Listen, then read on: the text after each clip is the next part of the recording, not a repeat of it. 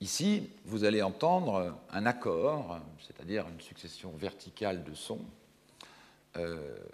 qui passe de extenso à apex. Vous allez repérer cet accord, naturellement, dans les deux exemples. Je vais arrêter la machine. Mais peut-être certains se souviennent de ce dessin que je vous avais proposé, de ces courbes se métamorphosant en verticale. Vous voyez, ces espaces comme ça qui, en fait, généraient leur total contraire avec des itérations régulières exprimées à l'orchestre par, principalement, les instruments à cordes. Je rappelle que Extenso et Apex font partie d'un cycle que j'ai commencé en 91, donc, et que je n'ai pas fini, mais j'en parlerai encore un petit peu tout à l'heure. Alors, dans Apex, qui sera le deuxième exemple, il y a un principe structurant qui est une voix cachée. Je vais vous aider à entendre cette voix absente, cette voix qui n'existe pas. Dans les silences de la matière, comme principe structurant, le flux de la forme, la voix dévie et détourne le flux par son absence. Elle n'est pas là, mais elle agit. L'accord se reconstituera par bribes.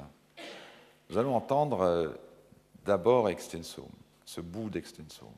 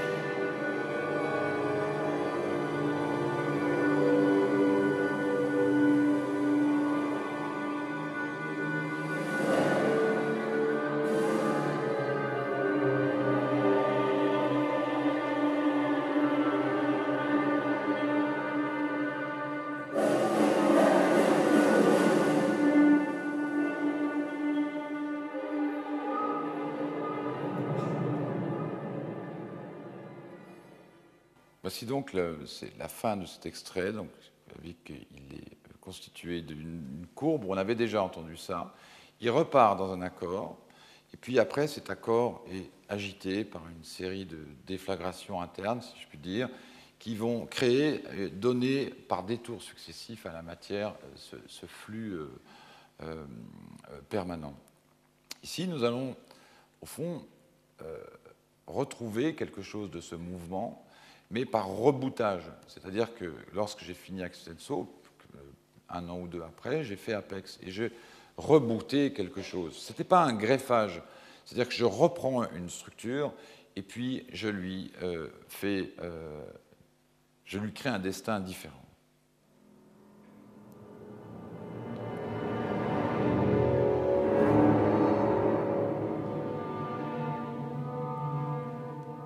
Ça, c'est l'accord d'Extenso, mais nous sommes dans Apex.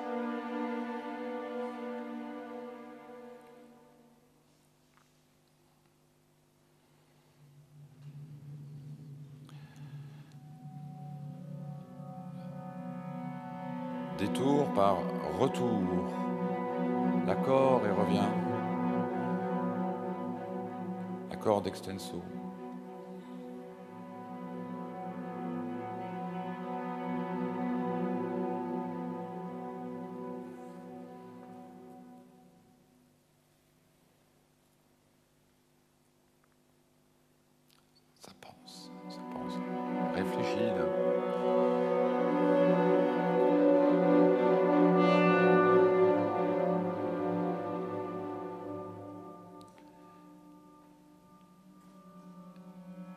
Et là, imaginez une voix de femme là, qui à ce moment-là entre, un peu reprise par les violons, et qui va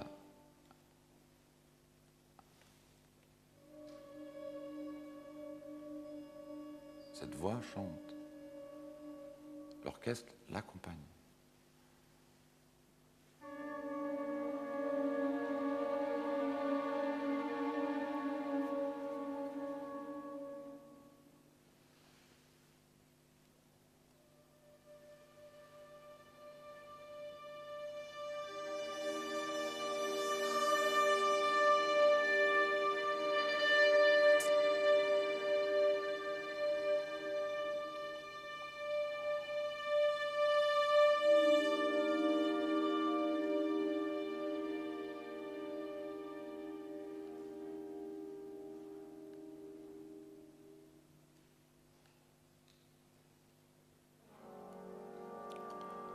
Là, c'est la fin de la voix.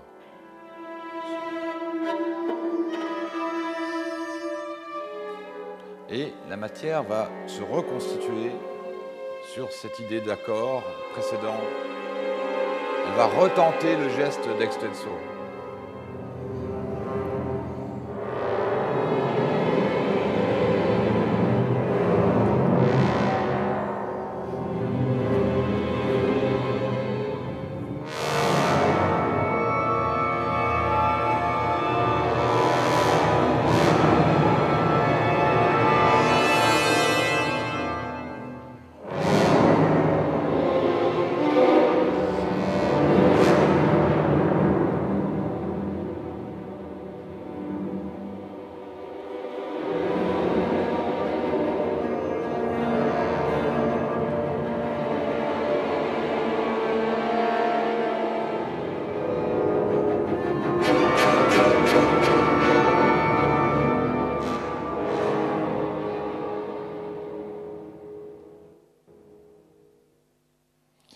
Alors, au sujet de cette voix absente, il convient néanmoins de poser la question suivante. Est-il possible de glisser au sein d'une partition musicale un réseau de significations d'ordre symbolique? Et comment cette même prégnance symbolique, puisque déclarée, hein, c'est ce que je fais aujourd'hui, mais je ne l'ai jamais fait avant, peut-elle opérer sur la perception d'un auditeur qui en ignore tout? Lorsque j'ai fait Apex, pour m'aider à structurer ce passage que je désirais vide, que je dirais presque errant, comme ça, désert et glacé, avant les éruptions qui allaient suivre, je voulais inventer quelque chose comme ça, eh bien la solution a été de détourner en fait la question en écrivant une mélodie sur un poème de Palazzeschi sur lequel j'ai fait mon opéra Perella eh bien 10 ans après. Et c'est ce qui a permis, alors que j'ai écrit cette mélodie, que je l'ai accompagnée.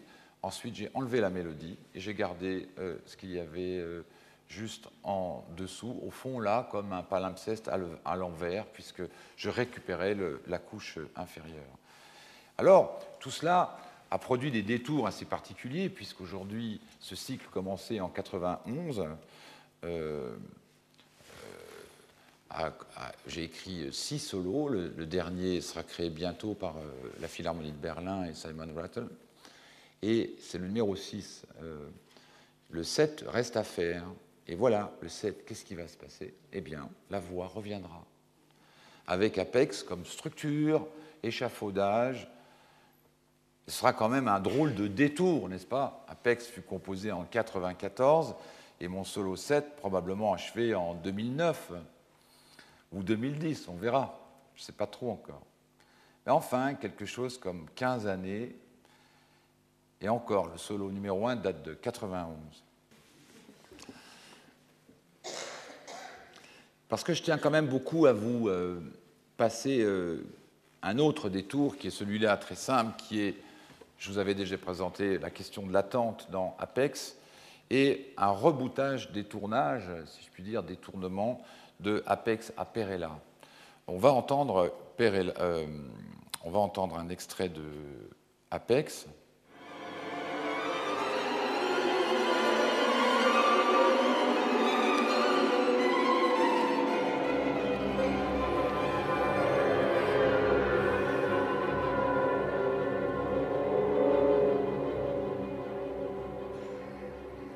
peut-être certains se souviennent de cet accord que ce rythme.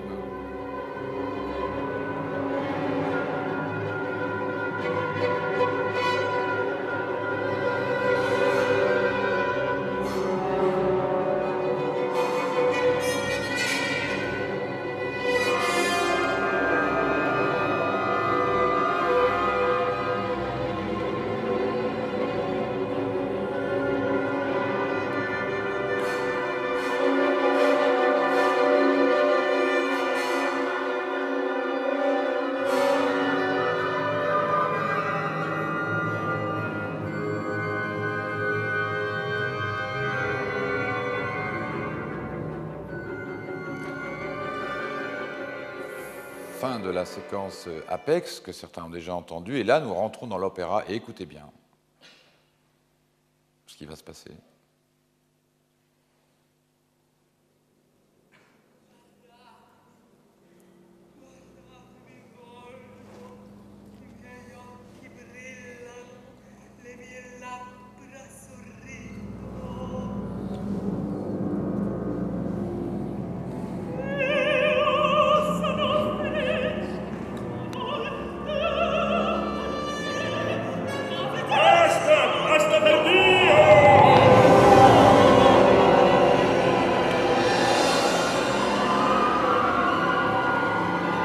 Vous connaissez Apex?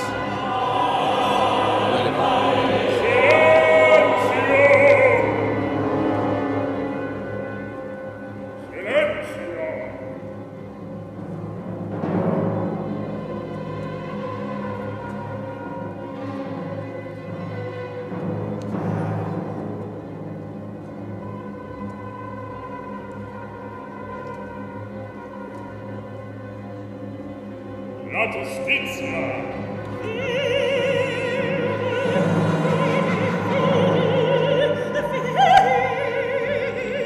Lo condanna alla reclusione.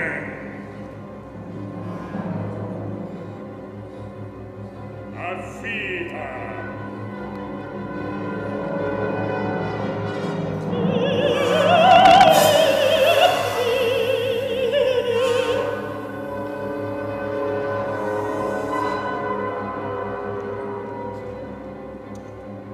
Se ne fanno una piccola cena sulla cima del Monte Calleo.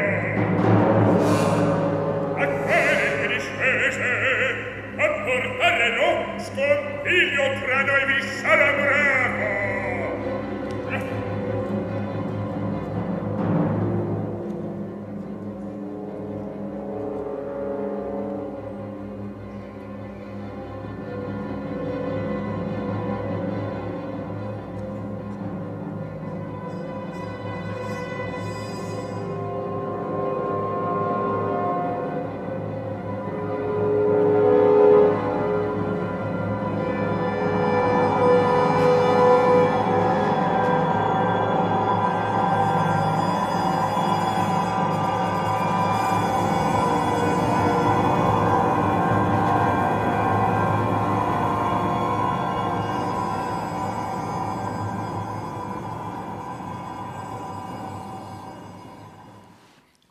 Voilà, la séquence de l'attente dans Apex, que j'avais nommée ainsi en vous la présentant il y a déjà 2 semaines, se retrouve dans l'opéra Perella, l'homme de fumée, figurant cette fois-ci opportunément l'attente du jugement de Perella.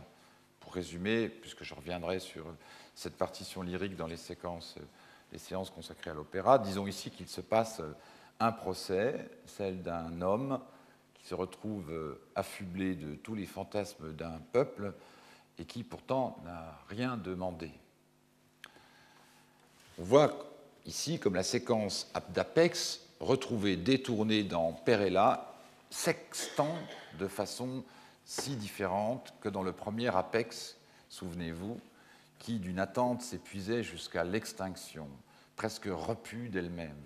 Ici, renouvelée et détournée dans Perella, elle va progressivement aller jusqu'à l'explosion de son plus strict opposé, puisque quelques minutes après cet exemple, éclate une fanfare totalement exogène stylistiquement, n'est-ce pas? Mais ça, c'est une autre question que nous aborderons plus tard. Dans Passion, l'opéra que je suis en train de faire et dont je prends soin à toujours parler un peu à chaque cours, comme s'il s'agissait d'un nécessaire détour, il y a donc deux personnages. L'un se détourne de l'autre, mais l'autre est, si je puis dire, un détour de l'un. Chacun est détouré par l'autre. Ce ne sont pas que des jeux de mots, on le verra dans mon dernier cours ici au collège, le 4 mai, qui sera exclusivement consacré à Passion. Mais détourner n'est pas dévier ou dériver. Détourner, c'est décider en parfaite connaissance de cause du chemin à prendre. C'est une stratégie. Détourner, c'est prendre une chose et lui faire prendre un chemin de détour. Dévier ou dériver, c'est l'inverse. C'est un moyen d'inventer un nouveau chemin par une attraction opposée. Nous l'avions vu le 16 février. Mais une stratégie, ça élabore et ça coordonne en fonction des forces disponibles. Elle définit des actions à venir selon des procédures séquentielles pour accéder et ou accomplir un objectif précis. Il faudrait se demander, au fond, si un détournement invente ou si la simple présentation de la chose détournée et placée dans un contexte différent relève profondément de la question de la création. Abordons à présent une autre problématique de détournement qui nous mènera enfin vers nos amis de l'ensemble Ars Nova avec la pièce Axe que je vais présenter très brièvement puisque je suis en retard. Mais j'ai tellement de choses à vous dire. Avec Axe, qui travaille des sources assez précises, à l'inverse du trio Rombach, en l'occurrence un chant populaire occitan.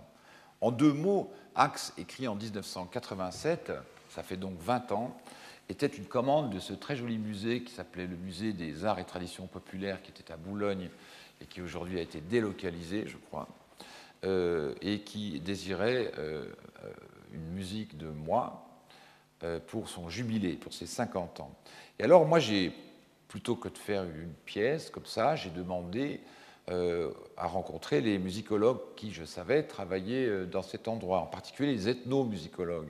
Ça a été assez difficile à l'époque d'entrer dans ce sein des saints du souvenir des chants populaires français, mais j'ai été accueilli quand même avec beaucoup d'amitié.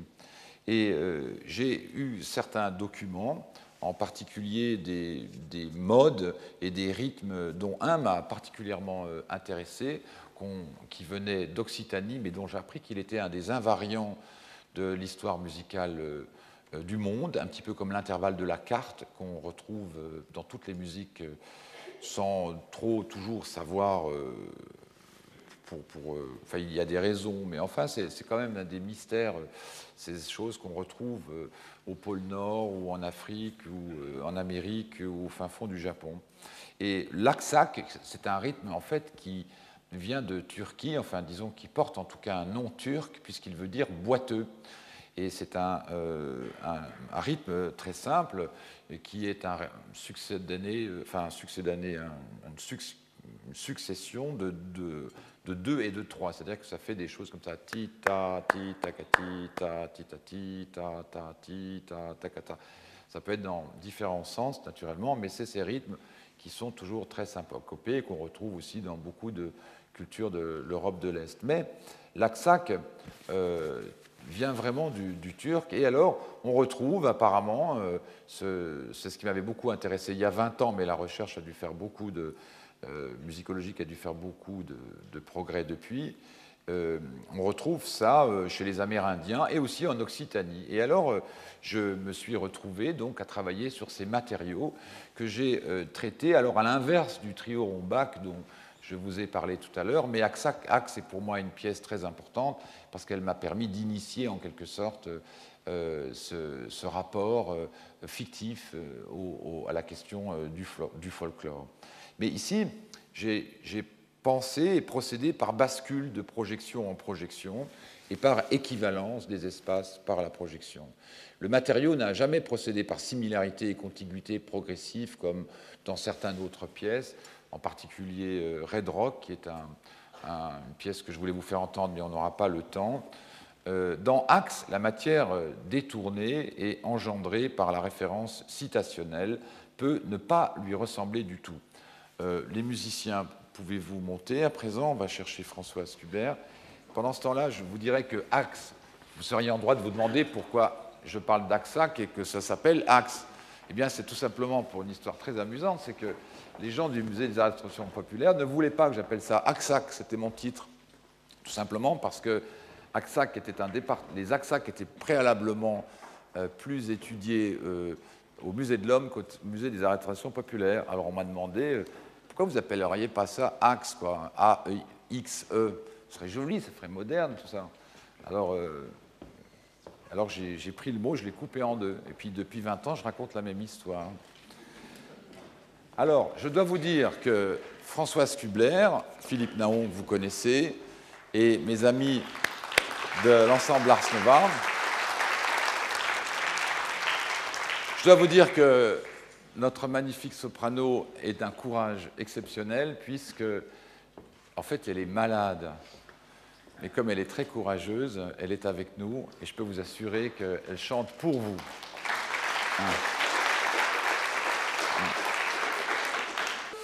Alors, comme on a non pas peu de temps, puisque le temps passe, mais je vais vous expliquer en 2 mots, en fait, ce qui se passe dans cette pièce, tout simplement en vous montrant une chose que je ne vais déjà pas vous faire entendre, puisqu'il s'agit tout simplement de l'enregistrement. Prenez-le un peu, si j'ose dire, comme un fait acquis. Croyez-moi, en fait, c'est ça que je vous demande. Mais je prends toujours plaisir à vous montrer ce petit logiciel que j'aime beaucoup, qui permet de découper la musique en tranches. Alors là, évidemment, on ne voit plus grand-chose, mais sachez que dans cette pièce, on a également les mêmes types d'espaces dont je parle déjà depuis un moment, à la différence, on a des équivalences, des torsions, des reprises, des dissolutions qu'on va voir tout de suite, des stabilisations, des reprises de caractères, des superpositions, des transitions de phase aussi. Mais à la différence des autres pièces, puisqu'il y a 20 ans, si j'ose dire, ma question langagière était peut-être pas aussi au point qu'aujourd'hui, en tout cas moins consciente. Ici, la particularité par rapport au trio Rombach, c'est d'abord la mélodie que va nous chanter Isabelle au violoncelle.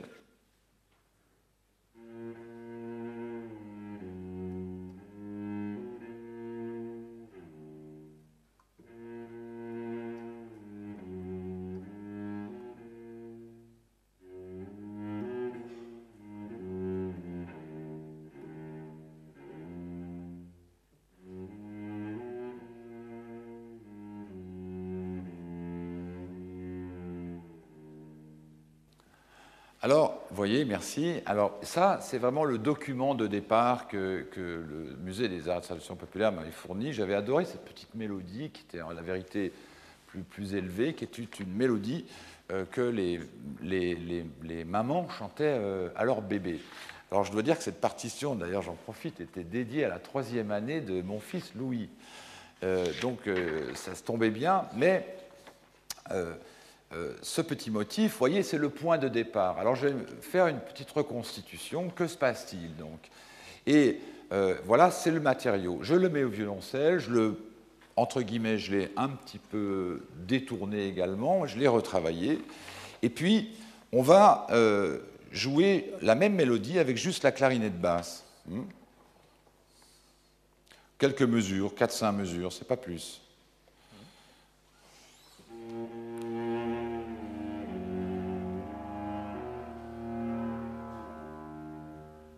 Voyez, mélodie populaire, comme une vieille Laroux. Voilà. Donc on est vraiment dans le grec, on est vraiment là, on est au pays, quoi. Et est-ce que Françoise, tu peux maintenant jouer la même chose, chanter? À ce moment-là, j'introduis la voix, donc je reprends depuis le début.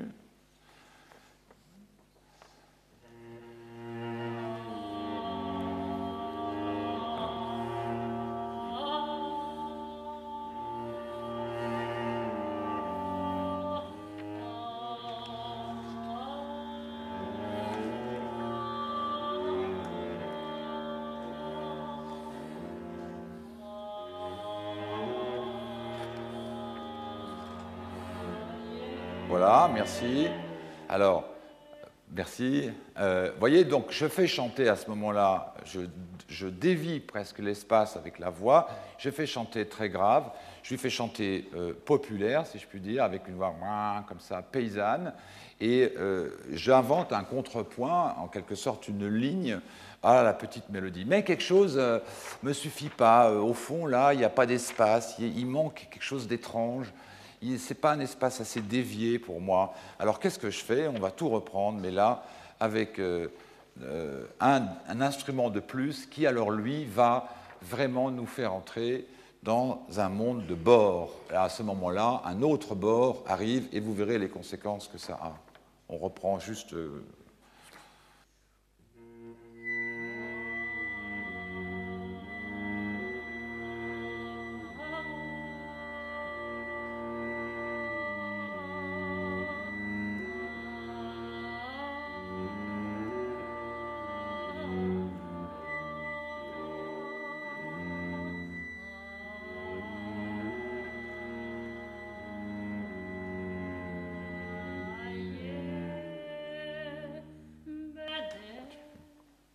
Peut-être on aurait pu continuer.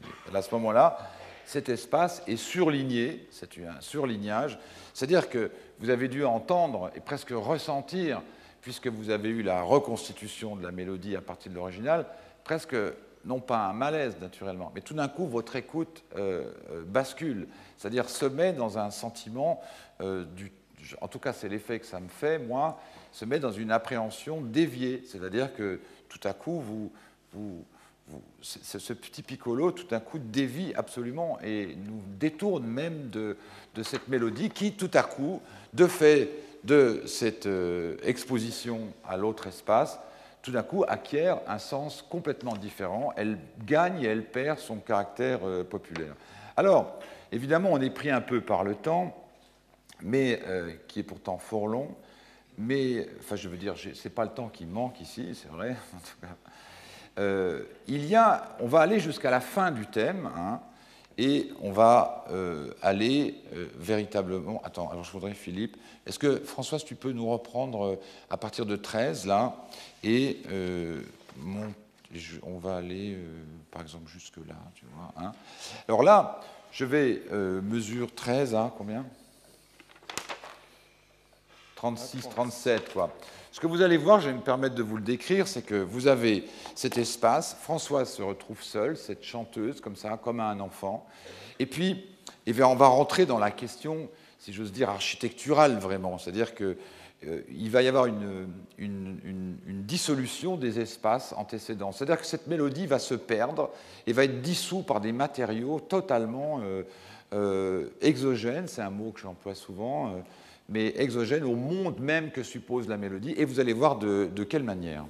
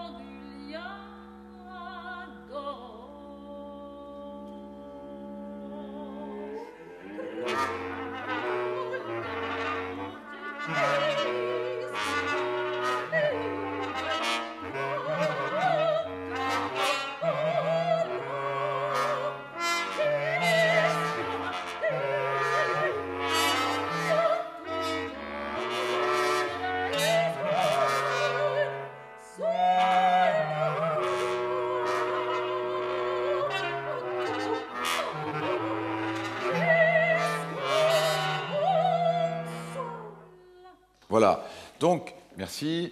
Vous voyez, cet espace comme ça, presque grégaire, tout d'un coup se retrouve confronté à un espace harmonique complètement différent, qui est lui-même détourné d'une pièce antécédente. C'est-à-dire que, est-ce que les trombones, vous pouvez, et les trompettes, me faire ces petites choses comme ça?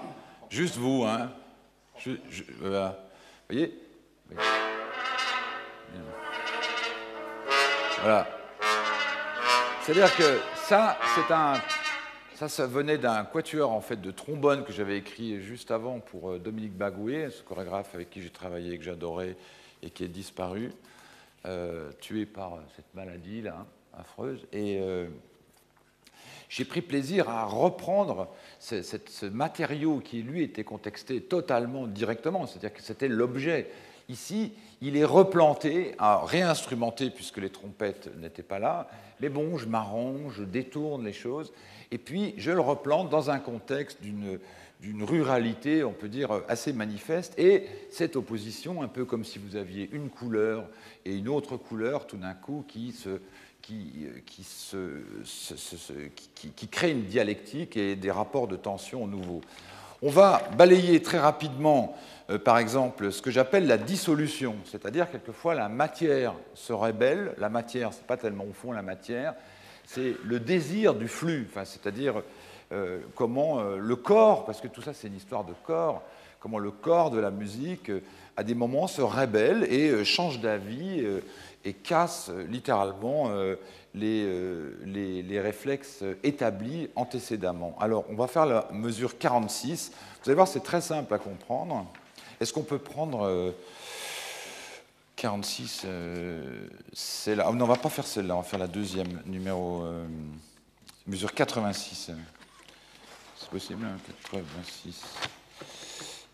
86, voilà, on va faire 86 avec, alors là vous allez avoir pour les, on va revenir un peu à l'est parce que là j'ai fait un petit hommage personnel à Janacek que ceux qui aiment Janacek vont repérer tout de suite.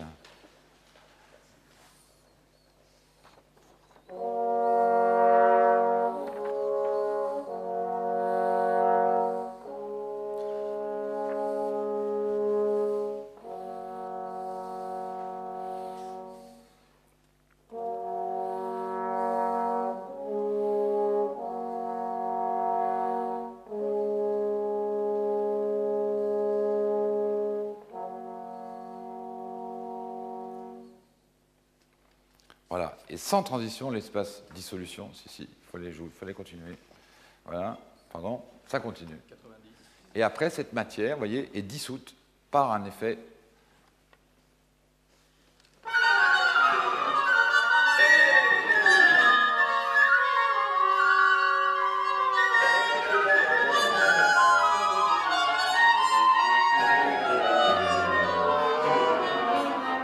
Et restabilisée. Comme tout à l'heure, je vous ai expliqué dans le trio, restabilisé. Et là, en entendant elle chante, mais ne chante pas Françoise. Voilà, on va donner un exemple avant de jouer la pièce en entier. Ce que j'appelle le sujet Aksak. Alors cette pièce, donc, qui s'appelle Axe, mais qui vient de Aksak, en fait possède une particularité, je dirais, encore une fois, au sens de la forme pure, quoi, hein, au sens comme l'entendrait un architecte, par exemple, c'est qu'elle est construite non pas à l'envers, comme beaucoup de mes pièces, enfin, toutes mes pièces ne sont pas construites à l'envers, naturellement, mais celle-là, j'ai véritablement écrit ce que vous allez entendre, et puis je me suis dit que ce n'était pas intéressant, et qu'il fallait arriver à cette chose-là, comme si la matière pouvait créer cet objet. Donc, le sujet même de la pièce, un petit peu comme un écrivain qui écrirait une histoire d'amour dont on comprendrait les enjeux, remarquez, c'est toujours un peu comme ça, mais les enjeux à la moitié du livre, ou en tout cas les deux personnages principaux arriveraient à la moitié du livre. Vous voyez, ce serait intéressant comme histoire. On fait une histoire d'amour, sauf que pendant la moitié du livre, ils ne sont jamais là, quoi. Donc ça pose un problème, c'est bien d'ailleurs. Là, c'est un peu ce qui se passe, sauf que c'est la matière antécédente qui crée l'Aksak, que vous allez redécouvrir. On le fait un petit peu. C'est très difficile à faire. 116, il faut un magnifique chef pour faire ça.